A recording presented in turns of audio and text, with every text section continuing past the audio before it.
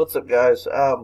So we're in day 2 of our snow day, and we're going to finish up today with the outcomes of World War One. So yesterday we looked at the Paris peace talks. We looked at the Big Four: Britain, France, Italy, the U.S., and those characters we kind of assigned to them, which were Britain and France being the two bullies, the two guys going in there saying we're going to put harsh punishment on Germany. They're going to pay for all this war. They're going to go after Germany. Italy, being that little excited dog, like finally we get land, we won the war, we switched sides for this reason, now we get what we want, we get some land.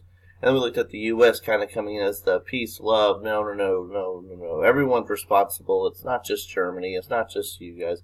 We need to put Europe back together in a peaceful manner to ensure that we don't erupt into a major conflict again. Now, from the Big Four, the Paris peace talks, we get the Treaty of Versailles. Okay, we get Treaty of Versailles. And you're going to notice as we go through this that the Treaty of Versailles, which is supposed to end the war, that's the purpose of a treaty, is to end the war and future conflicts between the groups, really are going to favor the British and the French. So when we look at the terms of the treaty, terms just means parts. So these are different parts of the treaty, and there are a lot more. I just picked some of the highlights from it. First one, Germany is going to lose territories. Now we looked at imperialism already as one of the main causes, and if you win a war, you get land, which also means if you lose a war, you lose land. So Germany's going to actually shrink its mainland territory. So Germany used to be a lot larger in Europe. They had colonies in Africa. They had colonies in Asia. They're going to lose those.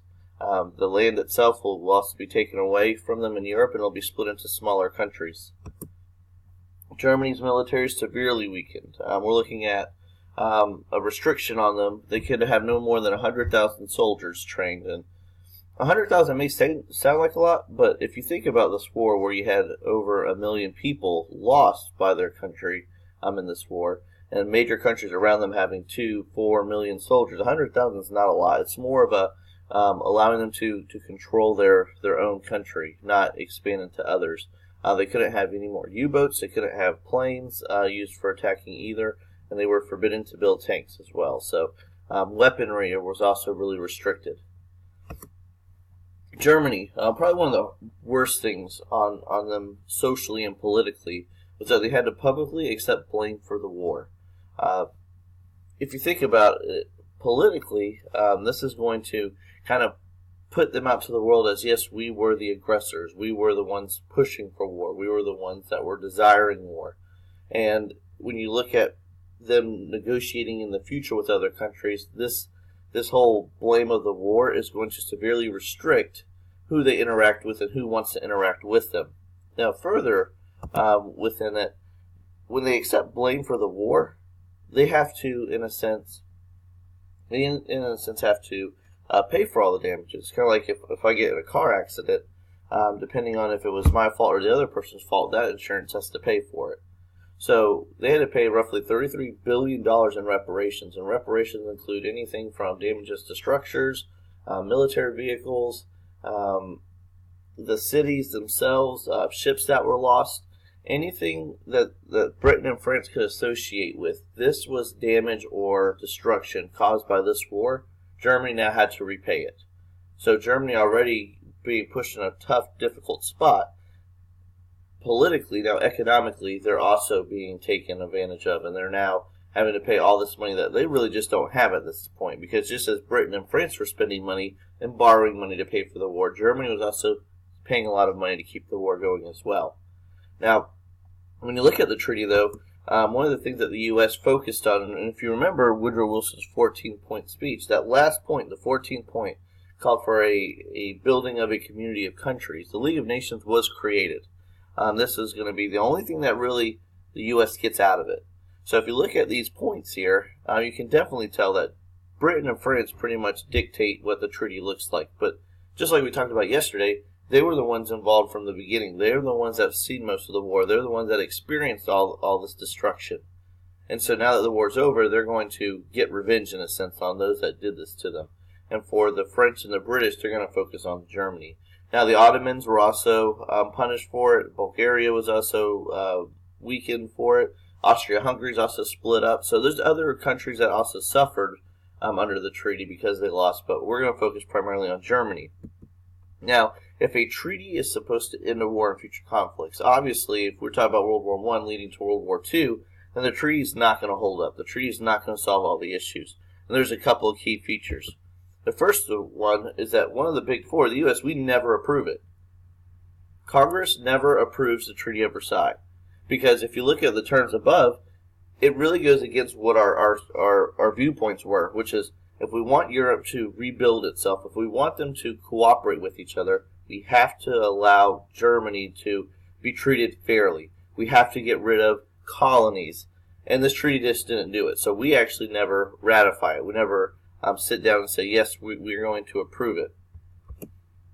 Germany, if you could imagine, the people themselves upset with Britain and France, are upset with their own government for accepting this treaty, especially just, like I said, socially and politically for that part where they have to accept blame for the war. And that was called the War Guilt Clause. Because now, internationally, around the world, they're painted as this aggressive group of people. That they're okay with being responsible for millions of people losing their lives and billions of dollars worth of destruction. For them, they saw this as a kind of like a slap in the face to their culture and to their country.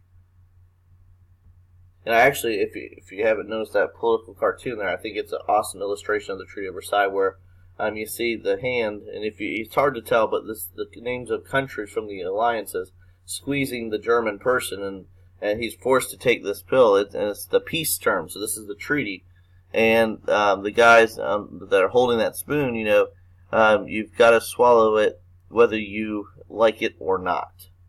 Like no matter what, it doesn't matter if this is possible for you or not. You're going to take this, and you're going to have to do it. So there's no other option. The only other option for Germany at this point was going back to war, which they wouldn't have won. Italy. If you notice, Italy, we talked about, was that like a little happy dog. So if they felt betrayed and cheated, something must not have happened. And that's going to be getting that land. Because Italy was seen as kind of like the traitor, they jump in late in the war, and they really didn't see the majority of the fighting.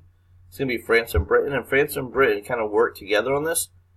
Italy actually doesn't get the land that it was hoping for. So they felt betrayed. They felt cheated, which is why there's a lot of frustration with the British and the French. So when we took a look at World War II, one of Germany's key allies will be Italy because they felt betrayed after siding with the Allies.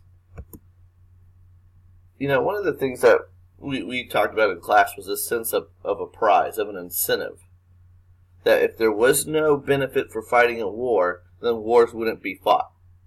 And President Wilson thought that it was the colonies. The colonies are going to be the key. The colonies are going to be that prize that people are willing to fight over. And if you could get rid of it, there'd be no more fighting, or at least less likelihood of fighting. But because France and Britain are dictating the terms and they have colonies, they're getting resources from these places, they're not going to be willing to give them up. They don't want to allow them to have self-determination, which means they get to choose their own government. Focusing on the one thing, though, that we actually get out of this, as in the U.S., it was the League of Nations. The League of Nations was supposed to span across the entire globe and really be the centerpiece for discussions. It was supposed to be made up of countries from every continent, to where if there were issues, if there were problems, instead of letting it boil over, or letting these feuds happen internally, that they would be able to kind of speak about them, to talk about them. The goal was that no one wants to get back into these conflicts anymore. No one wants to see another massive conflict. So if we allow people to sit in a room, discuss it, get input from other countries, we could settle disputes with words rather than with action. But, once again, just like the treaty couldn't prevent World War II, the League of Nations also cannot prevent World War II. There's a couple big factors for it. Now, the League of Nations is kind of like the predecessor. It's kind of like the first prototype for what we have now, which is the UN, or the United Nations. And we looked at the League of Nations, and we said, this is why this failed. So when the United Nations was made, they're going to try to fix these issues. The first major issue with the League of Nations was that, once again, we never joined. Which is kind of ironic, because it's our president that proposed the League of Nations. But it's not up to the president to actually join the League of Nations, it's up to Congress. And after this massive conflict where we saw where one issue or one person's death could spark a massive conflict. Many Americans wanted to go back to this sense of isolationism. Like, we didn't want to get wrapped up in all that drama, because if something happens and words are spoken and they can't be taken back, that we would now be stuck in the same predicament. We'd be stuck in a European problem, and we didn't want to be part of that. You could imagine, too, how hard it is sometimes to talk about something and to feel better. Like, if you're, like, really mad at someone, and you try to talk it out with someone who also has the same feeling towards you, yeah, you may work it out, or you may walk away feeling even more frustrated. And if you could imagine, our issues we have with people are kind of petty compared to what countries are dealing with at this point. Economic disasters, huge loss of life, dire resource shortage, people just not willing to communicate with each other. And if you wanted to have something done in the League of Nations, every nation had to agree on it. So you could have a room full of 30 countries, and 29 of them says, yes, we want to do this, yes, we want to do this, yes, and we get to that 30 and they say, no, we don't want to do it, sorry, you can't do it. I mean, you try to imagine just even your class agreeing on one thing. Just one thing. And I'm pretty sure you're going to find a hard time doing that. A lot of things, you need money for. You need money for it. If you want to help a country out economically, well, where's that money coming from? Now, the UN today, they actually do get money from the countries. The countries are supposed to give the UN money to help do different things. But at this point, they couldn't give money. So the League of Nations really was just a place where we hosted countries to sit down, but there was really nothing to back it. And even if the League of Nations wanted to do something, so there's a drastic, a devastating issue going on in the middle of France, and the French people were crying out, and the French government said, we need help, and people are getting attacked. The League of Nations couldn't step in because they had no army. So not only could they not help countries economically because they couldn't raise money, but even if the League of Nations made a statement saying, this country should not do this to this country, there's no way for us to enforce it because we had no military. The League of Nations was a grand idea to be able to put countries together and have these talks, these dialogues. But the League of Nations won't be able to solve the issues. They wouldn't be able to solve the issues. They won't be able to solve conflict. And just like it was really easy for countries to enter in the League of Nations, it's easy for them to drop out as well. So although this was a grand idea, it didn't prevent the wars. It won't prevent the conflicts. It won't prevent the rise of totalitarian leaders like Hitler and Mussolini. It won't. And because of that, its failures, we're going to eventually get into World War II. Now, tomorrow in class, if we have a class, hopefully it will just be a 2-hour delay. But if we do, expect a review quiz, but I'll allow you to have your notes out, okay? So that's for those that I could see kind of have gone through and done the notes with me. So just have those ready for class. You'll be fine. Don't stress about it. It'll be 10 questions. Nothing too crazy. All right? Enjoy your day off. Please be careful out there. The roads are kind of more dangerous than ever now. So I will see you guys tomorrow, hopefully. Peace.